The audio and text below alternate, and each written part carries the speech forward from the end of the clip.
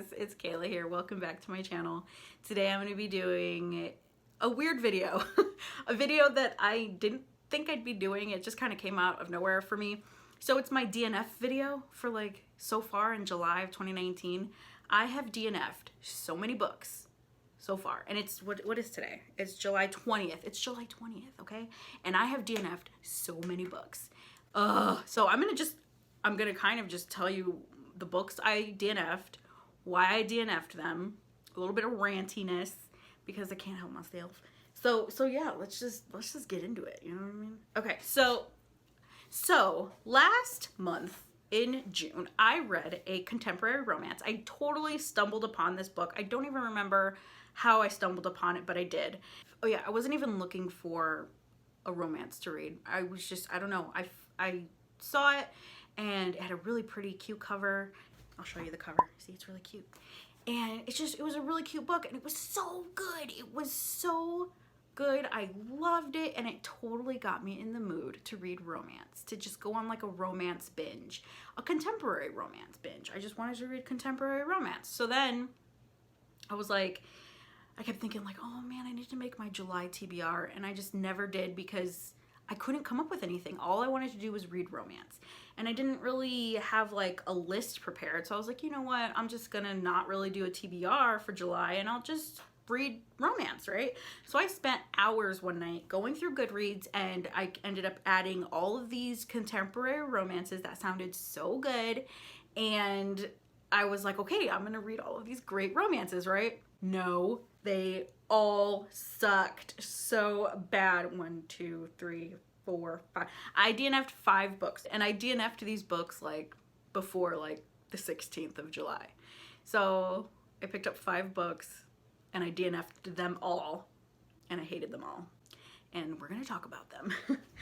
Okay, so the first one I picked up was Pushing the Limits by Jennifer Snow. I've read so many of these, or, you know, started reading so many of these, I can't keep them straight anymore. I can't remember which one was which. I have to look them up. Okay, so Pushing the Limits. This is a Beyond the Cage. It's part of the Beyond the Cage series. It's number 3. You don't have to have read the other ones to read this, okay? So I'm going to read you what it says on Goodreads, like the little synopsis, and, you know, you can get an idea of what it's about. And it sounded so good. Like, this is... Okay, so this is what it says. It says, an MMA middleweight fighter gets blindsided by love in the latest Beyond the Cage romance by the author of Fighting the Fall. Dane Hardy's MMA career was on the rise until a legal head kick killed one of his opponents inside the octagon. Consumed by guilt and depression, Dane quit the cage and took a job in security at a Las Vegas casino. But when Dane steps in to break up a brawl on the casino floor, the video goes viral, and now the Maximum Fight League wants him back. Sports broadcaster Colby Edwards is out to prove that she's more than just a pretty face. Going undercover as a ring girl, she plans to investigate what happens beyond the cage, and her timing couldn't be better. Getting the story on Dane Hardy's return could make Colby's career, but the ex-fighter has his guard up against all comers. Breaking down his defenses consumes Colby, but not as much as the passion that ensues when she succeeds. Right? I mean, it sounds so good. I really love MMA and UFC. Me and my boyfriend, we watch it all the time. Oh, it's just so good. And so I was like, ooh, you know, I've never really been into or read contemporary romances that had to do with sports. But when I read The Hardest Fall by Ella Mays,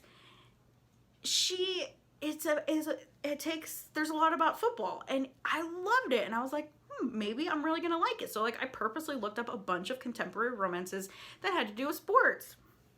This sounded so good, right? I got halfway through this one. This one I think was the one I got the farthest through before I DNF'd it. Now this one I didn't have as much of a hatred as, it was just, I wasn't feeling it. And I wasn't feeling it for a long time. So like, the storyline sounds awesome. It sounds so good. But it didn't captivate me, you know? It was just all right. So the writing was all right. The character was all right. What I didn't like was that they hooked up and got together so quickly. I tend to like a little bit more of tension build up rather than them get together so fast. Like, they slept together really fast, and then they pretty much became boyfriend and girlfriend really fast. And I was just like, oh, okay, that's really fast, you know? And then it came to be more about, you know, him trying to get him back into the ring, but mostly she's like a journalist, and she's trying to, you know, get this promotion, and she's going undercover, and she's trying to uncover this like big story when it comes to like MMA and stuff. So the storyline sounds really cool, but the romance, it was like it just like came and went so fast, and I was like, I just felt very underwhelmed, you know? Like, the storyline sounded so cool. And let me see what else I wrote. I wrote notes on this. I didn't really feel a connection between them two.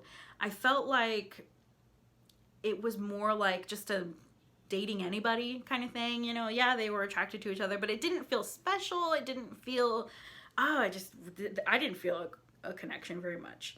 I didn't really feel the emotion, and I didn't really like her personality. She was, I don't know what it was. I don't know. I just didn't really like it. And so it was very bland to me. So I got about halfway through it, and then I was like, I have no desire to finish reading this. And I didn't want to waste my time. I'm like, oh, I have all these other books to read.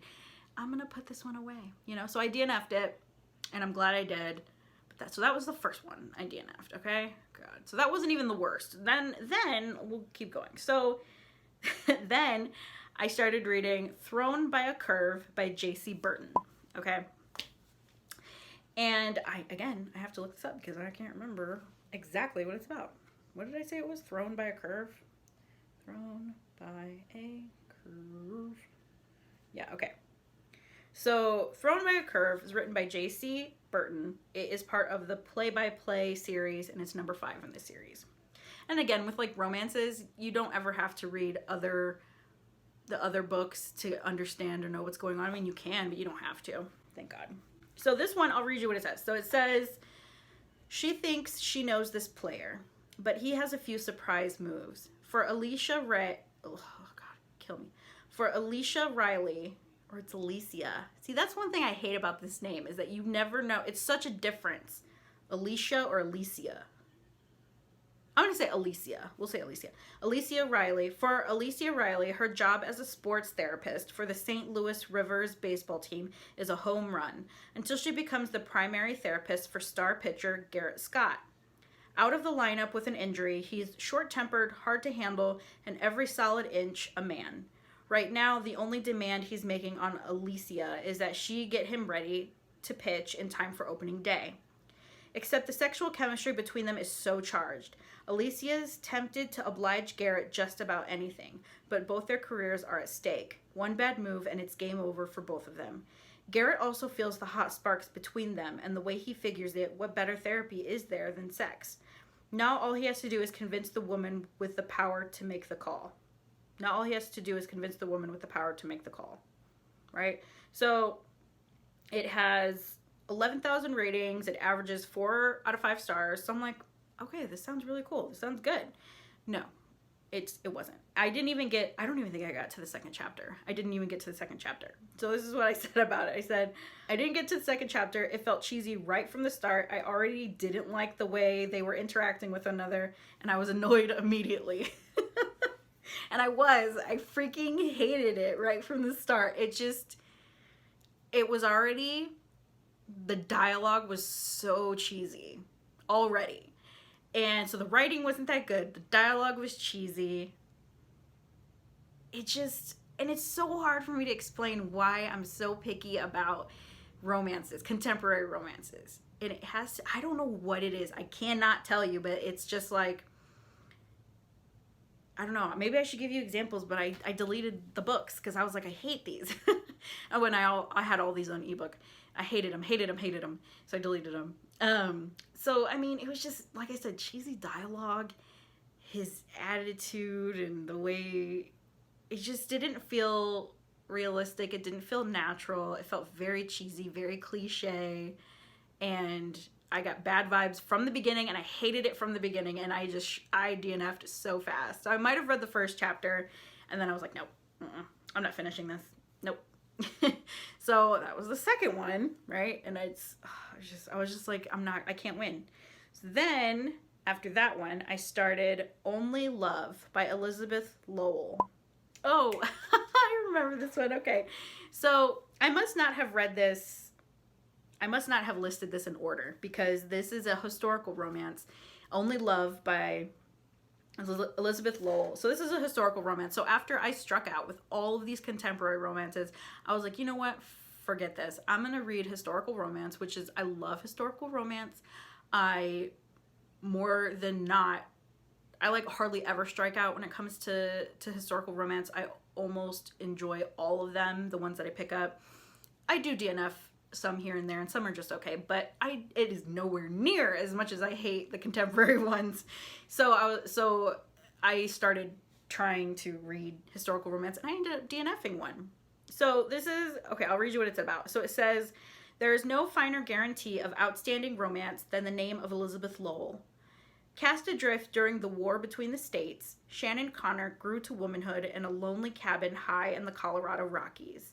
Though stubborn and courageous, Shannon is ill-prepared to deal with the predatory Culpepper brothers and the intoxicating ardor of the man who defends her honor, Raphael Whip Moran. A loner and a wanderer, a man tied to no place or promise, Whip aids the wary young widow who has a walk like honey and a determined grip on her shotgun. But neither the Culpeppers nor Grizzlies are as dangerous to Whip as the passion Shannon offers him. A passion that could cost Whip the freedom that is as much a part of him as his soul. So what really attracted me to this book was the whole in a cabin. I love the historical romances where they take place in a cabin in the woods. This takes place in the Colorado Rockies. I love the more isolated Western, frontier kind of stories. Those are usually really good. I love them, right? So this sounded really good.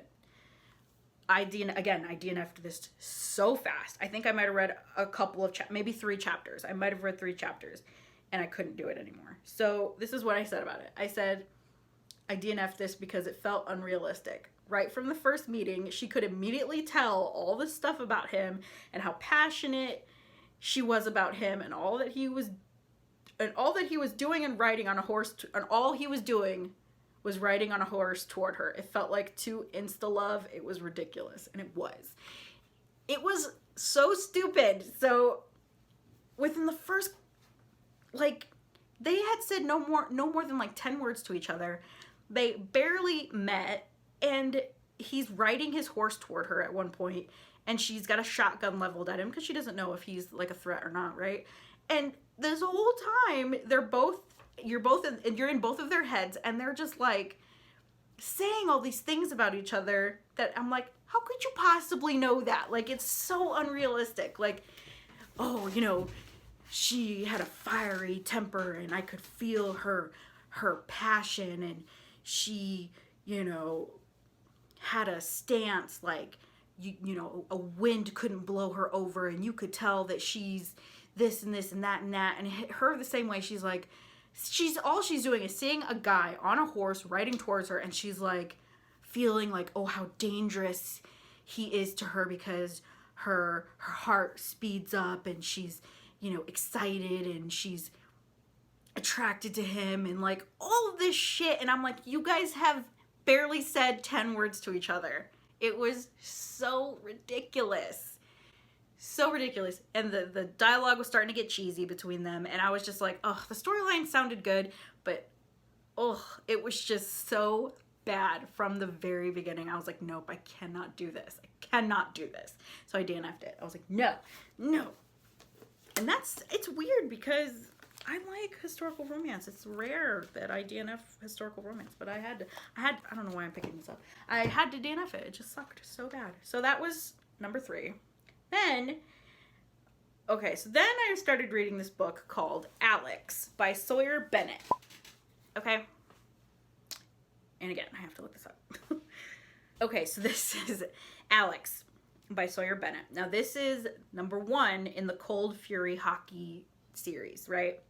So I'll read you what it says. It says, hockey star Alexander Crossman has a reputation as a cold-hearted player on and off the rink.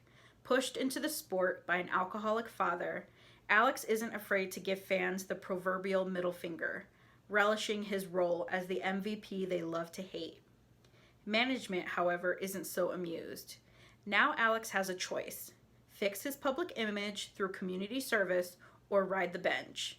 But Alex refuses to be molded into the Carolina Cold Fury poster boy, not even by a tempting redhead with killer curves. As a social worker, Sutton Price is accustomed to difficult people, like Alex, who's been assigned to help her create a drug abuse awareness program for at-risk youth as part of the team's effort to clean up his image. What she doesn't expect is the arrogant smirk from his perfect lips to stir her most heated fantasies. But Sutton isn't one to cross professional boundaries. And besides, Alex doesn't do relationships. Or does he? The more she sees behind Alex's bad boy facade, the more Sutton craves the man she uncovers. So this sounded pretty good. And I read half of it, maybe even a little bit more than half of it. And it was strange. So like the storyline sounded cool, but honestly from the very beginning, I was hating it. And because of the dialogue was cheesy, what is his name? Alex, his whole fuck you attitude was a little bit overdone. And I like the tropes where like the guy is seen as being real cold-hearted, but then, you know, you find out throughout the book that he's really sweet and stuff like that. So I tend to like those, but it just didn't come off right. And then with Sutton Price and like the dialogue between them in the beginning, it was so cheesy and just dumb. I wasn't liking it. But the storyline was kind of good, and there were times where it was getting good. So it was confusing. Like sometimes it was good to me, and sometimes it was real cheesy. And then things started getting a little crazy as far as the storyline goes. So that was getting interesting. And then like the sexual tension was pretty hot. The sex scenes were written really well and super hot. So I mean, that was cool.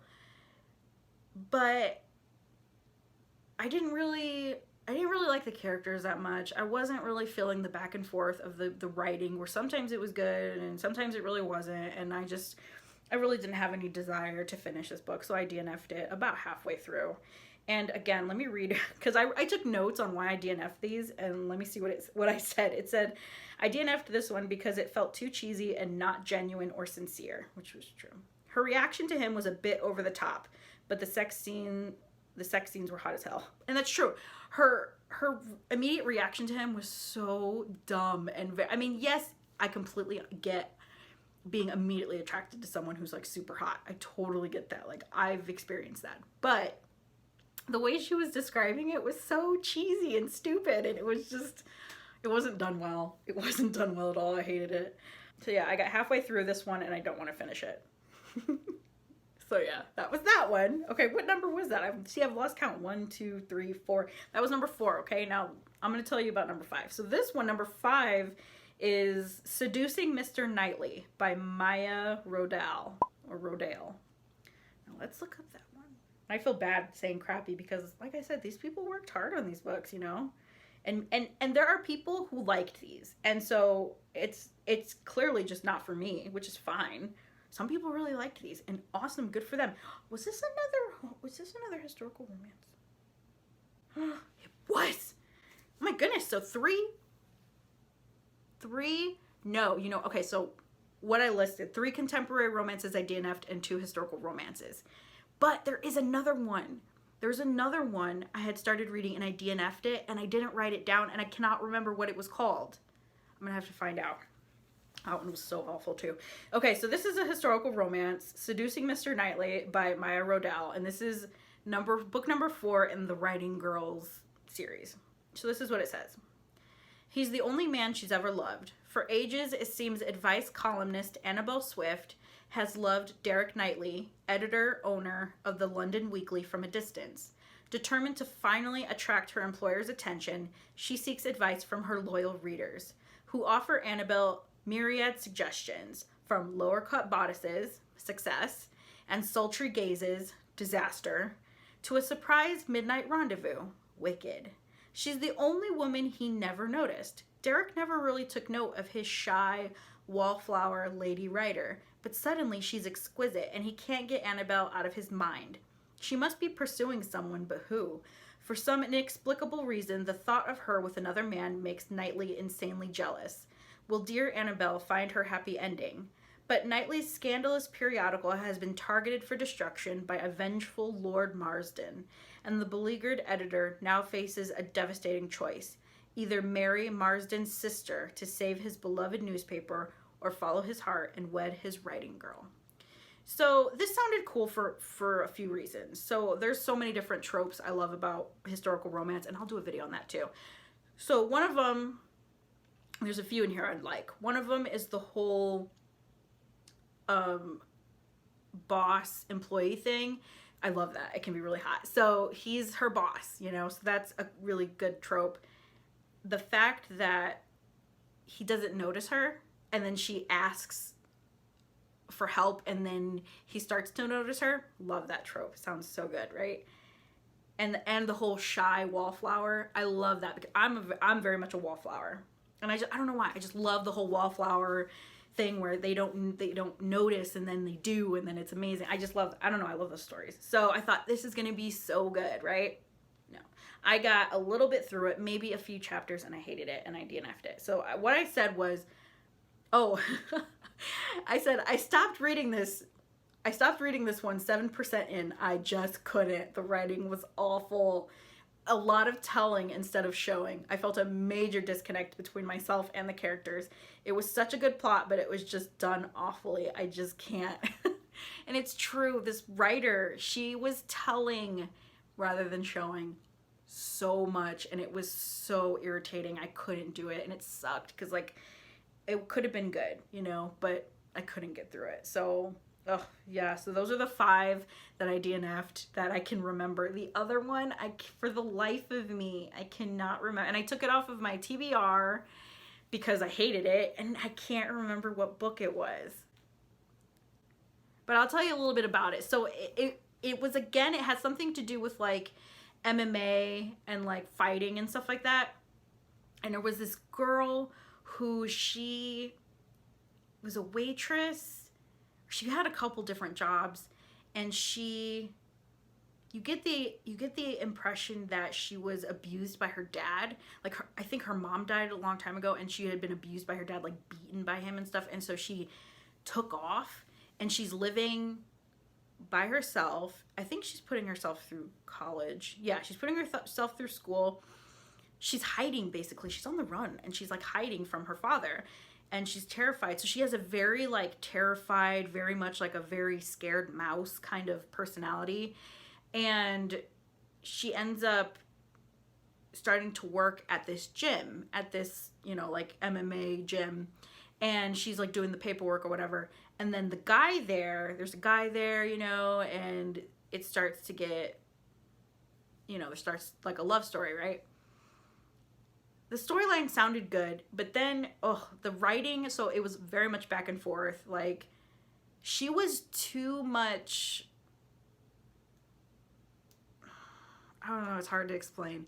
It just wasn't good. I didn't like his immediate obsession with her, and he was very smothering to me, and it just didn't ring true. It didn't ring sincere. It didn't work well. Her personality, I don't know, it just didn't work well, and I cannot for the life of me remember what that book was called or who it was by, but that's kind of what it was about. I can't even remember what the actual synopsis was, but that's what I read. I read maybe like 35% of it, maybe 40% of it, and then I was like, ugh, I can't do this. So technically, that's 6 books I read, or I started reading in July, and I DNF'd them, like, within 2 weeks.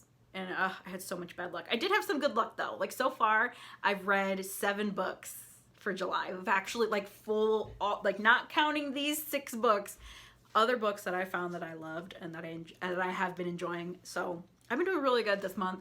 But, yeah, those are the ones I DNF'd and I hated.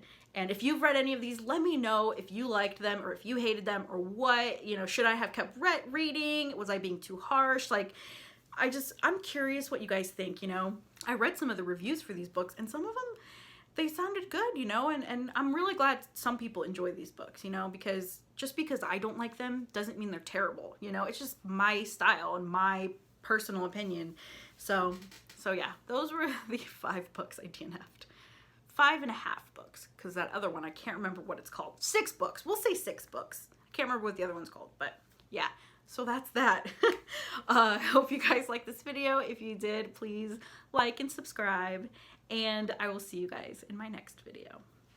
Bye.